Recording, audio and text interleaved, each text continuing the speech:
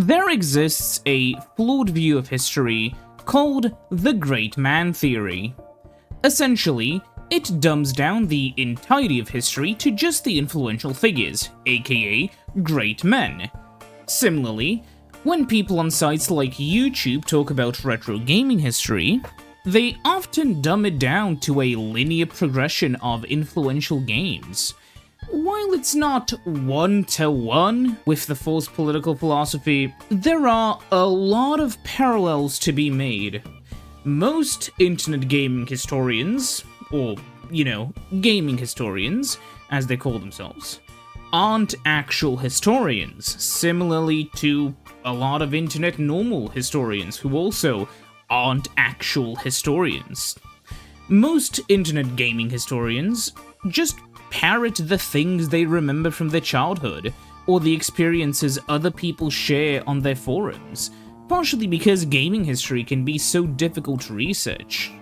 But because only the most dedicated used forums back in the day, and people on forums often talk about the past through the lens of nostalgia, a lot of misinformation gets perpetuated, even though the vast majority of that misinformation is unintentional. Similarly, because a lot of the early discussion in English happened on American forums, and it was therefore discussed by Americans, a lot of the US-centric events became accepted as global, such as the video game crash of 1983, Nintendo's popularity in the home console market, Xbox's popularity, and of course the unpopularity of home computers and gaming until some vague point in the 2000s or 2010s. In contrast to the US viewpoint, in Europe, Sega was dominant until the mid-90s, when PlayStation took the lead and kept it until this day. Xbox had a big hurrah early on with the 360, but dropped the ball later on, and it was surpassed 1.6 to 1 by the PS3. Nintendo, for what it's worth, was only really popular with their handhelds over here, with a big exception being the Wii, and home computers as well played a much larger role here than they did in America.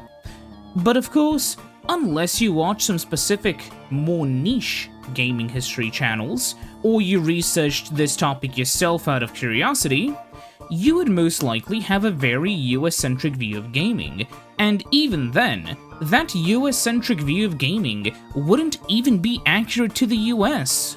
As gaming historian videos often appeal to people who are not knowledgeable about the topic in question, the YouTube view game meta is to cover similar retro topics to other YouTubers. If someone covers Mario 64 and that gets big, you cover Banjo.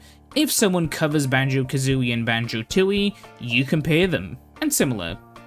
The first big influence we got in the YouTube retro gaming sphere was the Angry Nintendo Nerd, later rebranded to the Angry Video Game Nerd.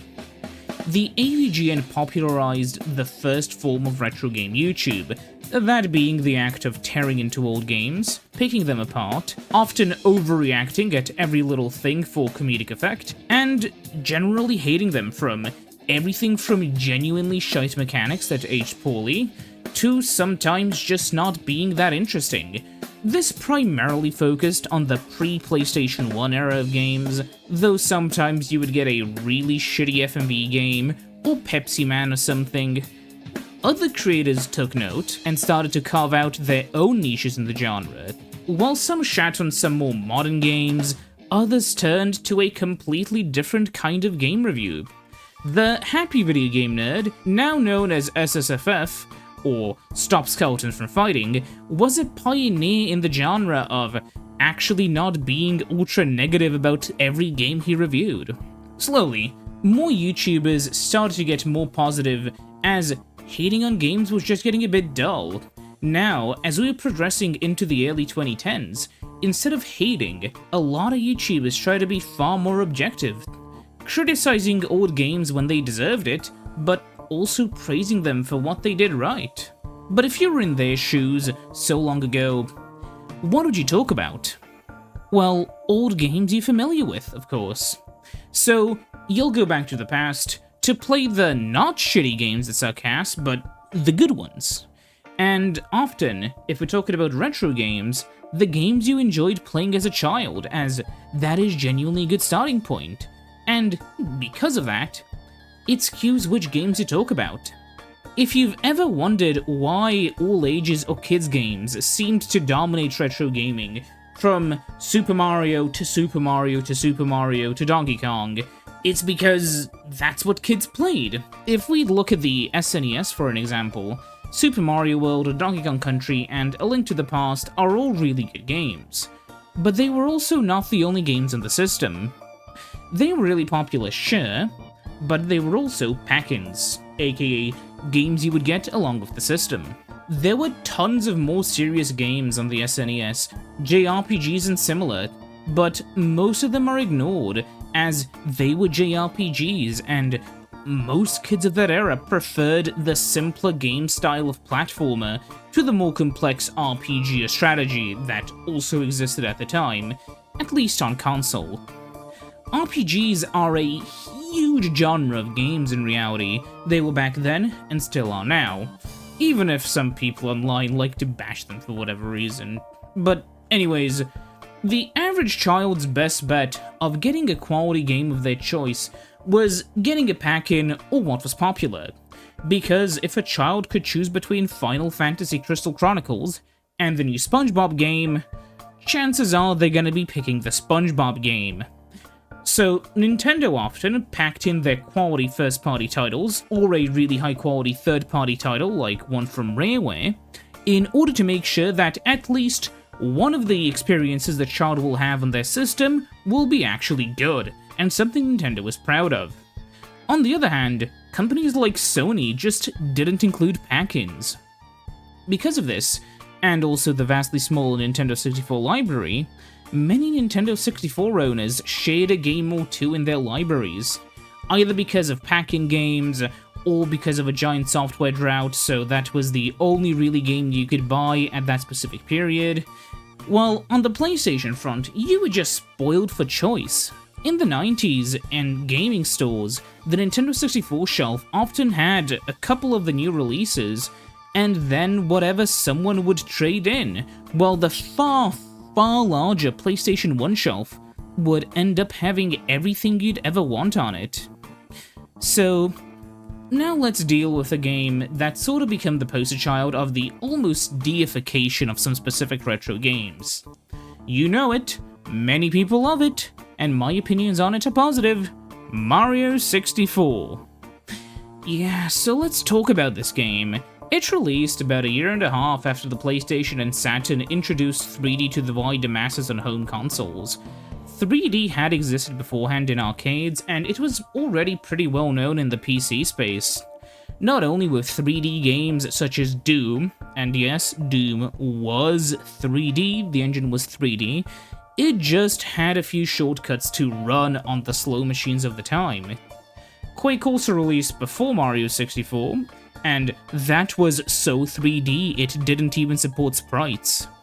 The Elder Scrolls Daggerfall released a bit before Mario 64 did in the West, and the first Elder Scrolls game, Arena, released all the way back in 1994.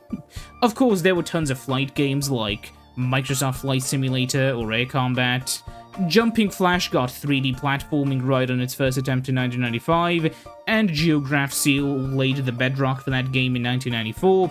But let's go back, or well, forward in time, to 1996 and Mario 64. So what did Mario 64 really do? It's complicated, and to understand what it did, we need to understand something very important, and this ties back into the Great Man Theory. People often assume that one great game innovates dramatically, then a second great game innovates off of that, and so on, into the future. This is really easy to show off in videos, where we can show the progression from Super Mario 1 to Super Mario 3 to Mario World, etc, etc, etc. But once you go out of the genre, it really breaks apart. In reality, every game is influenced by every other game that came before it. Many of the things often attributed to Mario 64 were present in games which released way before it, and a lot of these ideas were natural progressions of previous ideas which already existed. For instance, let's take the analog stick. Plenty of systems before the Nintendo 64 had analog controls. Plenty of systems, including the PlayStation 1 and Saturn, had 3D flight sticks with analog controls. The PS1's flight stick was also actually dual analog. PCs supported mice at the time, and so did Doom, so PCs had some form of mouse control, which is kind of analogous to analog controls. And the first analog thumbstick controller, which I would call the first proper analog controller and not a deck, was a 1989 Mega Drive controller, and it was supported in some first-party games like Afterburner. Also, the analog stick on the Sega Saturn came out a mere 2 weeks after the Japanese Nintendo 64 launch, so analog control was present on both systems at roughly the same time. Analog control was slowly being introduced into consoles, because 3D games on consoles would have greatly benefited from that extra level of control. There's a reason why so many games supported the DualShock, and even though Nintendo kind of forced the issue with their analog stick being present on all Nintendo 64 controllers, a lot of games didn't really take that much advantage of the analog stick's increased capabilities. But one game that did was Mario 64. So, what did it actually do? Well, for one, it put a big focus on how the character you're moving around controls. Most platformers back then had a relatively simple and solid control scheme, and that was fine, they still controlled really well. But Mario did something different.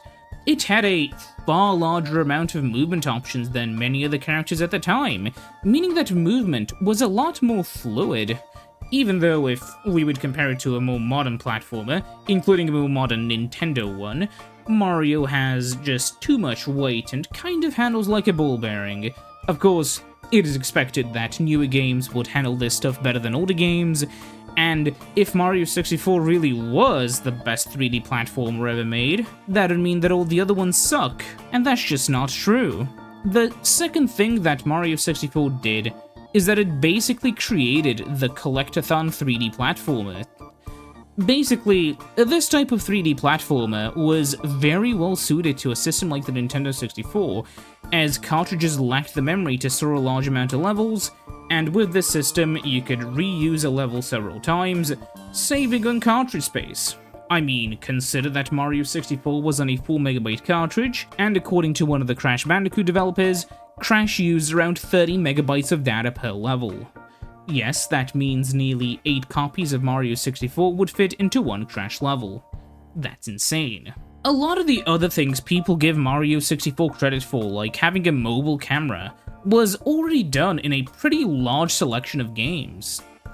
MechWarrior 2, Microsoft Flight Simulator, Alpha Waves, it definitely existed in a lot of them, though a lot of games at this point preferred the first-person perspective, or were designed in such a way where this type of camera control wasn't necessary.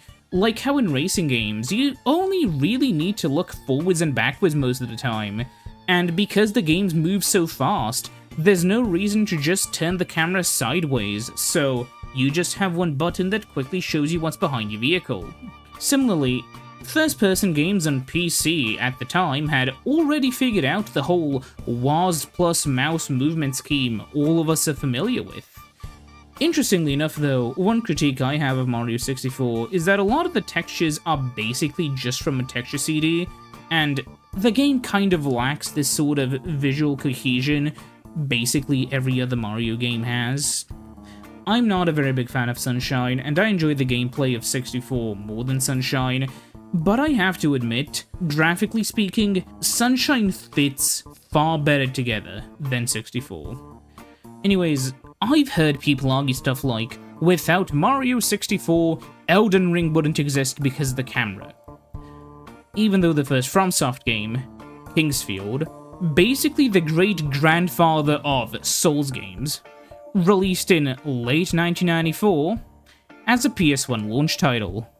So without Mario 64, what wouldn't exist? Well, collectathons like Banjo and Spyro, so I mean we would be losing out a lot. also all the Mario platformers. But past that, I don't really know. Other types of 3D platformers already existed before Mario, so they would probably exist after it didn't exist as well. Considering that Sonic Adventure's levels are pretty linear, and honestly, when I really looked into it, they kinda felt they had more in common with Crash than Mario. I may put some text on the screen describing why I feel that way, so I don't know if that kind of game would exist or not, though I would assume it would exist in some form. Maybe 2.5D, maybe something else, I don't know. But most retro gaming YouTubers really don't talk about Mario 64 in the way that I just did. They talk about how it defined 3D gaming. Oh, by the way, Scott the Waz's coverage of Mario 64 is brain damaging. I've actually taken a segment from a Scott the Waz video, specifically from the Fall and Rise of 2D Gaming video, and I want to analyze it with you. I'll show the original clip on the left, my edited version with some different footage on the right, and I will explain to you why Scott is wrong. Super Mario 64 defined 3D gaming. It existed beforehand, but did it? Most 3D games had a hearty dose of quotation marks involved. They definitely were more 3D than not, but too many 2D elements were involved to truly make them feel like there's no going back from this. Scott here shows a couple of the 4th generation console games that either used an isometric view or basic 3D. There are far better examples of early 3D games to use, either from arcades or, hell, even something like Virtua Racer on the Mega Drive. Scott also skips plenty of early PS1 and Saturn games that were fully 3D, and they came out way before Mario 64. Consoles dabbled in 3D games prior. The PlayStation and Sega Saturn helped popularize them as a standard, even if these consoles did 2D games a bit better. A system like the Sega Saturn wasn't designed around 3D gaming. It was supposed to be a 2D sprite powerhouse with 3D effects for the backgrounds and such. But they saw the writing on the Christ! If your console wasn't capable of playing 3D games, well, Thanksgiving's gonna be awkward. This was where the industry was heading, but the claim that these consoles did 2D a bit better, implying they were more meant for 2D than 3D, is laughable, considering all 3 consoles had dedicated 3D hardware, and the PlayStation was literally unable to draw sprites. It could only draw polygons. It did have subroutines that would translate sorta quad-like sprite objects into polygons, but they were still polygons. The Saturn ran tons of 3D games that looked beautiful. It was meant to focus on both 2D and 3D. It wasn't perfect, for sure, but it still made some great looking 3D games that Scott seemingly forgets existed. Even though all these 3D games were releasing, they weren't fully taking advantage of this new dimension. They almost felt like 2D games at their core, just with 3D models instead of sprites. Oh, some games just used 3D models but stuck to a 2D perspective. The claims that these games were basically just 2D games with 3D models, and that they didn't take full advantage of 3D is laughable, especially considering how many fully 3D games came out before Mario 64. Tell me how Kingsfield, Jumping Flash, Wipeout, any of the other games could have been done in 2D without losing a huge part of the game experience. I mean, you could definitely crush these games so they ran in 2D, but by the same logic, you could also crush Mario 64 into something that sorta looked like Mario 64 and ran in 2D, but it would no longer be Mario 64, would it? You could easily turn it into something like Super Mario Kart if it was a platformer, but that just wouldn't feel right. In a similar light, dismissing Crash Bandicoot as not real 3D is pretty dumb considering it is by all accounts a 3D game. Are all the Bowser stages in Mario 64 not in 3D because you move down a linear section? Of course they're 3D. Linearity has nothing to do with the game being 3D or not. Mario 64, showing just how game design had to evolve. It wasn't the first 3D game, but it might as well have been. Also, using Klonoa here is really funny, considering he claims that in came Mario 64, even though Klonoa came out a year after Mario 64. Claiming that it showed us how game design had to evolve is a meaningless statement so far, as we really haven't seen how it did that past some meaningless gesturing. And finally, Scott claims that the hundreds of games that came out before Mario 64 just didn't matter because even if it wasn't the first 3D game, it might as well have been. This statement is echoed in a lot of places and a lot of people believe it. Hell, I believed it until a series of events unfolded, starting with me finding out that the Nintendo 64 wasn't a very good system hardware-wise. This led me down a rabbit hole of different systems, mostly 5th gen ones, and I found out just how slept on both the Saturn and PlayStation were. After covering a couple systems, I decided to take the plunge and compare the PlayStation 1 and Nintendo 64, and later the Saturn with them in a series of videos which ended up being pretty popular. Popular enough that I got a significant amount of comments which were perplexing to me. This resulted in a video where I covered the Nintendo 64 and the nostalgia bias people had with it, along with a video on how I would have fixed the Nintendo 64. With some actually interesting stuff I learned from a guy who understands hardware a bit better than I do, specifically how RAM works, I changed my mind on the RD-RAM, by the way. Here's the thing, it's going to be short. Just keep the 1MB of SG-RAM I proposed for video memory, but make the RAM bus 32 instead of 8-bit, and also add FIFO buffers to the CPU and GPU so they don't stall all the time. But back to the Scott clip. I'd like to mention one more thing, that is why I used the clips I did. I used Quake and Jumping Flash to show how games definitely utilize full 3D, and weren't just 3D with quotation marks. Paper Mario was used here to showcase how some games are 3D even though they use 2D elements. Virtua Racing was used to showcase a different 4th gen 3D game which I believe looks far more impressive. The claim that these systems did 2D a bit better, especially the Saturn, is why I showed off Panzer Dragoon Saga, but also Panzer Dragoon 2's Way and Sega Rally Championship, two games that released well before Mario 64 and in full 3D. I also threw Wipeout in the end to show off how no, these games would not work in 2D. And that goes for all of the game examples I used, along with Kirby 64, just to counter his example of Klonoa, which brings me to an extra point. Scott uses footage from games like Klonoa and Legend of Dragoon, games that came out way after Mario 64, which is why I also decided to use a few games that released afterwards to illustrate my point better, those games being Panzer Dragoon Saga, Paper Mario, and Kirby 64. You will notice only one of these is not on the Nintendo 64. So, in short, is Scott a fraud? No. But I do wish he actually looked more into the things he talked about, as I don't want him to perpetuate misinformation about old games and systems. After my first Nintendo 64 videos, a lot of the comments I got were so fervently defensive about the Nintendo 64, I just had to look deeper into it. And of course, I ended up discovering how much wrong information is present online, and it's not even in just glorifying Nintendo games. Some games are unfairly hated, even if the original reason for the hate isn't unfounded. Just as many solid games are heralded as legendary, many subpar games like Bubsy 3D are held as downright horrible. Bubsy 3D, for what it's worth, is a relatively impressive 3D platformer in terms of level size and the time it came out in, but the movement isn't very good, and the enemies basically ruin the entire game. Even so, it had okay reviews at the time of its release, and it only got hated on years later, and after that point, it basically became the Superman 64 of the PlayStation 1. Even if it was just a subpar game, and far worse games existed on that system, a game I'd argue is one of the worst PlayStation games is no good. Actually, a lot of the worst games of all time on quite a few systems are PAL exclusives, funnily enough. You should look into them, they're horrible. So what am I actually here to say?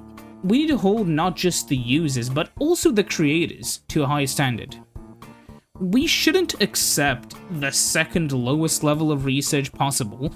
The first one is just making shit up, by the way. We should actually care about giving people, especially younger people, an accurate depiction of the past, both in real history and in art. And as games are art, we should probably make sure that people aren't being fed inaccurate information, fueled by the nostalgia of people who can't let a 3-decade-old console war go. So much of gaming history is ignored or forgotten about by most people because content creators ignore it, as it doesn't fit into their preferred narrative. Any impact any system had that wasn't popular in the region of the creator is ignored, because that way they can construct a simpler narrative where the creator's favorite company, the hero of the story they're telling, rises to the top, or falls and then finds the one true trick that can rescue them and bring them back on the top where they belong. And I think that sucks. And I just want people to be more truthful. With that, I'm quite happy you've listened to me talk about this for so long. It is a topic I do care a lot about, even though it does sound kind of dumb. And with that, I'll see you next time. Goodbye.